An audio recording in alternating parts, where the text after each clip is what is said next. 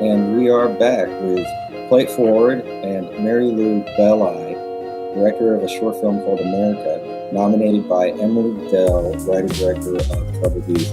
And Mary Lou Belli, welcome to the show. Thanks so much, Constantine. It's nice to be here. You're welcome. You directed America. And would you like to share anything about yourself or the film prior to jumping into the first question? You know, I'm doing this a little bit different from other filmmakers in the sense that a lot of filmmakers, a short film for them is their entree into the industry. I already have 2 Emmys. I've directed somewhere between 150 and 200 episodes of network television. I've authored 4 books, and I teach directing. I'm on the faculty at USC. So for me, shorts are a way of me getting to do my personal passion projects, as opposed to the things I'm hired and paid for to do, even though I'm passionate about them. But in this case, I get to choose my own stories and subject matters. Cool. So we'll jump right into the first question. Yeah. What was your creative inspiration for directing America? You know, there were a bunch of things that layered in, and I knew I had to do something on the subject matter of racial profiling. It started all with 9/11 for me. My sister was downtown. She got hit by debris. She lived. She's alive and thriving, although as much as anybody who lived through that is thriving. And I saw what the world was doing after that attack in terms of turning against particularly the Muslim community and labeling everyone who possibly is Middle Eastern as a terrorist. So fast forward to, you know, other everything then in the world that happens where someone is blowing up a building, you know, doing a car bomb, anything else. I kept looking at the world and I kept thinking, oh my God, there is so much hate and this is not the solution. So I said to a friend of mine who happens to have 3 Oscars herself, I really want to do something about racial profiling. And I've met this student who's a classmate of my son's at Pace University. They're both about to graduate from the BFA program. They're wonderful film actors. And I said, I think the moment that anybody sees this young man, Jad Zian, work, they will start hiring him for this kind of stories we're telling these days. So I introduced her to the 2 young actors. She actually already knew my son from his work on television and film. And she said, I know exactly what I want to do with this. I said, well, if you write something, I will produce and direct it. And the boys, although they were still in school and in New York City at the time, they were out here for 4 weeks doing a Hollywood program for the Pace University. And she sat down with them, and 4 weeks, and I think a day before they left to go back to New York, she had a first draft of a script, which she heard them read. And then we worked on that for a few more months. And lo and behold, we were in New York shooting it before the end of that year. So, you know, it sounds like there was a pragmatic purpose of highlighting these 2 young actors' work. And then there's the other side of it, which is the side that you mentioned, seeing that there's a lot of hate going on. It's not gonna, you know, do anybody any good fighting hate with hate. And you had some personal level of exposure to it with your sister being very near the site of the catastrophe. What do you now see the film saying? It's deliberately provocative. I can't tell you much about the plot because it gives away the journey of the film. And it is supposed to be a journey, and that journey is not supposed to end with the film. It's about taking a look and reflecting on possibly our unconscious biases, possibly on our assumptions about people, and then how often they can be wrong. And I feel that the first step toward healing the hate is by taking a look at ourselves, and a good honest look, and keeping that maturity and that maturation going within ourselves to say, who are we? What do we believe in? Who are our friends? And who do we want to go forward with as we see a world community coming together? Yeah. So that touches closer to the purpose. So really, like, trying to, as tersely as possible, what do you think the message of the film, now that you are a spectator of the film, right? You're no longer in the role of being a creator, you were a spectator. And so watching this film, what are the nuanced messages that are more universal outside of just this particular incident and the particular racial categories that this film explores? Well, it's dedicated to the innocent victims of hate. And hate doesn't have to be racial. It doesn't have to be, it can be gender oriented. I just want us to take a look at that in general. So trying to really dig into the layers of this show is part of it. We ask questions to understand more about the filmmaker. And, what I found in interviewing a number of filmmakers at this point, that really a successful film has to be infused with the uniqueness, the personality, and the unique struggle that the filmmaker has faced themselves, and that kind of emerges in the vision of the film. So as a director, you've brought up all these themes. You brought up themes like, well, don't hate, and it's bad, and these innocent victims. And the innocent victims is an interesting theme that I think we all as humans have been innocent victims at one time or another. And so your film goes into this kind of twists of roles and a surprise where it shows, there's something going on with expectations. Right. And so the expectations that people have about violence and innocence and who might be innocent and who might be violent, I think that's where the really interesting subject matter of this film comes out. Yeah. And go ahead. And so, so I'm trying to, get a little runway to ask that question is, more so than, the theme of, hey, it's bad to hate, it's how do you do that? How do you not hate? How do you make the healing start? How do you start the healing? And even prior to starting the healing, how do people know that they need to be healed? So accept that there's something going on. And then with this idea of the twists of, victim and then, criminal, right? What's, and who can be trusted? Exactly. I understand. So, yeah. So let me tell you, my first short called Straight Eye for the Gay Guy came from a play I had seen. And it was about LGBT aimed, but it was about bullying in that community.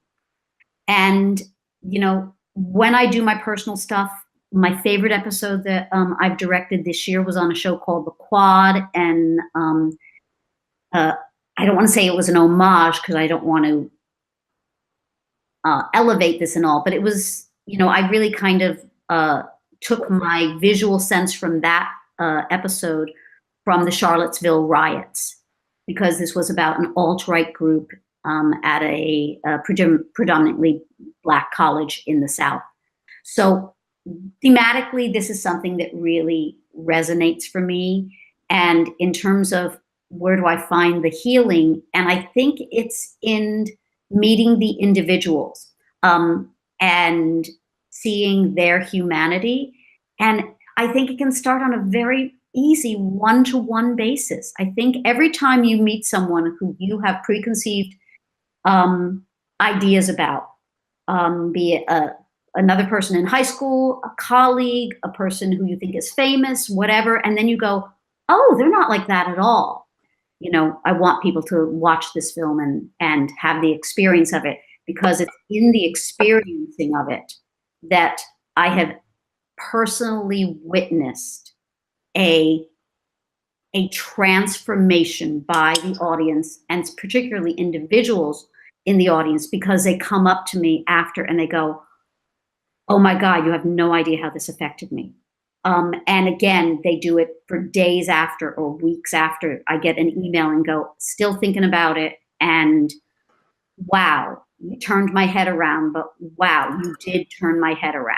And for every, if I did that once, the movie would have been successful for me. But the more film festivals it plays, the more I'm seeing that going on universally with this picture.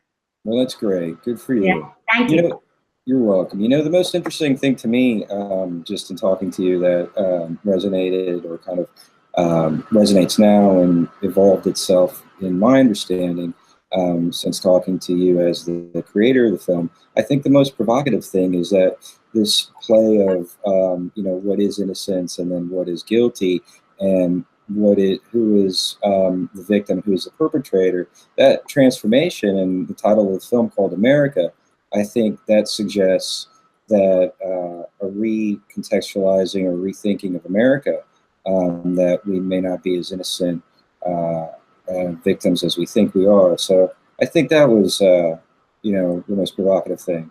Thank you. And you know, it's so interesting because that exact word, provocative, when I've submitted it to film festivals, it's the first thing I let the people who are programming films know. And I don't say it's just provocative. I say it's deliberately provocative. I got a review yesterday. I'd never been in a film festival where they will share what the jury had thought.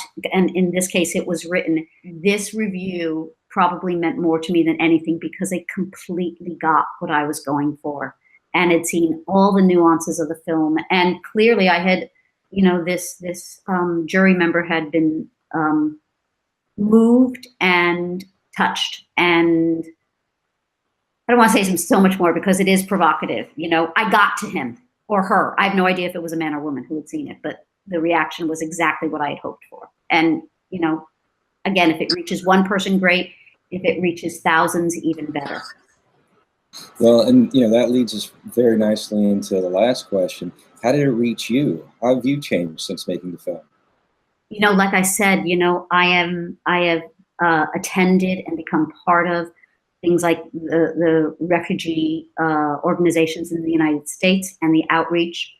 My husband and I have discussed whether we would open our home to someone who needed it, be it a homeless person, a person who is coming into this country for the first time, a family who might need a place to live. And, you know, it's about, again, I say you start one-on-one. I have a friend literally who lives 4 doors away who has an amazing organization called Imagine LA, which is helping with the homeless population here. And I've continued. That has been a little niche for me to begin with, but I'm kind of expanding from LA, hopefully to the whole country, and then hopefully globally. Well, that's great. It sounds like you are looking into more activity and more social causes. And at the same time, how have you interpersonally changed? How has your outlook changed on either the world or yourself? I wish I could say it was all positive. When someone reacts, listen, I've personally been affected that, you know, I can break down in tears every time there's a bombing or a shooting because I keep thinking we're taking a step forward and too often we're taking a couple steps back. And that pains me in a much more profound way now that I've made this film than it ever did before. All I can try to do is use my voice as a filmmaker, as a television director, a producer, to say, "Hey guys, let's tell these stories. Let's humanize people who we think might be demons, or let's call out the bullies or the racists, and name them for what they are, and then try to find a way around, you know, the hate." Mm-hmm. So that's interesting because you're saying through the process of creating this movie and being with these characters, you become more sympathetic yourself to the character. Oh, and I thought I started sympathetic and empathetic, and it has grown exponentially. Yeah, and that makes me think. And one of the things that you said, well, how do you begin to get over the hate? And I think certainly, something important is get to know this so-called enemy, or the person that you are considering an enemy. But there's so many times that these quote-unquote enemies are brings up a quote that I ran across yesterday. Actually, Mahatma Gandhi was asked, do you have any enemies? And he said, yes, my greatest enemy is the English Parliament, but they're very easy to control. They're not so bad. And then my next greatest enemy is the Indian people, but I can handle them too. But my worst enemy, my number one enemy, is Mahatma Gandhi. Wow. It's very difficult Talk to get about him a to do. self-reflective. What a great quote. Thank you for sharing that. You're welcome. And the reason I bring that up is because, to recontextualize it and where it came up is that, to know these people and to seek to know them is, and to create friendship is certainly important and a step. And I think it's so difficult to get over whatever our grievances are within our own families, forget these, borders and countries and whatever it is, and as young artists that are growing up in America, right? And your opening episode just showcased it so clearly and beautifully. It's this commercialism of America, right? And your experience, you're talking about your experience as working within the industry and this kind of traditional structure of the industry and film and television, and then having this alternative side that you are still, even though you have experience in working in the industry, you are still passionate about pursuing this because it is sending messages out there that apparently are not as accessible in these film and television structures. So opening that whole box, and again, framing that box into, well, how do we really become vulnerable human beings to say, hey, this is who we are, and this is what is not being showcased, this is what could be showcased, and how do you fit into, the sort of artboard that I just laid out before us? Yeah. Well, you know what? I think it's particular words that you just used, Constantine. It's about our shared humanity. And I think when we start seeing that as a universal thing, we just move forward. And particularly, I think it can start with that first person that you reach out to, or you see with different eyes. And I think it can be exponential, because if you touch one person and then that person touches another, it grows in a different way. Oprah did an experiment with right after the election. I think she did it before the election in the Midwest. I don't particularly know the town, but it had to do with people who were voting different ways. And that group has stayed together despite vehement fights that were obviously very good for television because they got ratings. But they listen to each other, and they're still listening to each other, even though they might disagree on things. And I think when we stop labeling people and stop, categorizing them with these ugly titles, and we start, looking into their eyes and truly listening, and I'm not saying understanding or agreeing, but I'm saying truly listening. It's the first step to moving forward and seeing each other's humanity first. I agree with you. And I think the suggestion that I'm trying to make is that in order to, in order to move beyond and dive into the shared humanity, the confrontation between these two face-to-face happenings of two people, let's say, just getting together, whether they have a history or not, or they're just two people meeting for the first time, there needs to be those eyes that you recognize compassion, those eyes that are both vulnerable, and they are beyond these ego structures that we make up, and they are just, hey, I am this thing in this shell having this experience. And I think that's not easy. That's a very difficult thing to ask of others and even yourself. And I think that's where I go back to the Mahatma Gandhi quote, is that's a challenging place to be living from. You know what, Constantine? We've never needed it more. Yeah. And sure.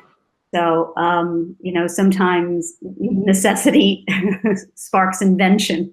So whatever you, me can do as artists, I mean, just you having this program where you talk to filmmakers about, you know, it's more about really what's the meaning of your film? What are you trying to do? What, you know, it's the fact that you're just digging deeper, you know, is you as an individual, like making that step and making a difference. Well, thank you. That's very kind. And I'm going to tell you, I've been interviewed about this film a lot. No one has ever gone into the depth you have, and I'm thinking, oh my God, it's gonna hopefully it can make a difference. So I thank you sincerely. Well, that's very kind of you. I appreciate it, and that is the purpose behind this show, and that is the purpose behind Digipops TV. And if we look like strangers walking around this planet, we all share the planet, and so we certainly have DNA in common, and perhaps even more. You know, it's so funny that you just said the word stranger, and because I thought of this earlier when you were speaking, and I thought, wonder if you've read one of my favorite books. It was an influential book when I was in my 20s, maybe even my teens, and I probably read it close to 10 times over my lifetime, over and over. But it's called Stranger in a Strange Land, and it's a science fiction novel by Robert Heinlein. It was kind of the Bible of the Haight-Ashbury movement, and it just throws it out there. And again, it's provocative. And I don't agree with everything, because Heinlein comes to a conclusion at the end of the book, which made me weep the first time I read it. But well, it was about war and whether it was necessary. But everything else he blows up in terms of our preconceptions through his main character, Michael Valentine Smith, in that novel. I recommend it to anybody who's listening to this program. Get it out of your library. There's probably 8 copies. I think you nailed it on the head. I think you nailed it on the head. It's preconceptions. Yeah. You know? And we carry them, you know, we have preconceptions about ourselves, right? We have our own fears that we're trying to, like, you know, protect ourselves from. And then when we come to the other people, you know, they have their own preconceptions. And now we're dealing in a world of preconceptions, and what reality is can be scary. But when we can strip those preconceptions and lift those veils, we come to something common. You nailed it on the head. Well, thank you so much, Mary Lou. Oh my God, truly a pleasure. And thank you so much for having me. Really a pleasure as well. Thank you so much. I've learned something today. Okay, me too. Ciao. Bye-bye. Bye. Hey guys, thanks for tuning in this week. If you enjoyed the video, please subscribe and leave us a like and or comment. It makes a big difference. Play It Forward is brought to you by Digipops, where we're building a community to put film and filmmaker discovery in your hands. Here, filmmakers and fans, the creative class, recognizes each other fairly and transparently through a community-curated film festival each quarter. It's coming soon. Thank you.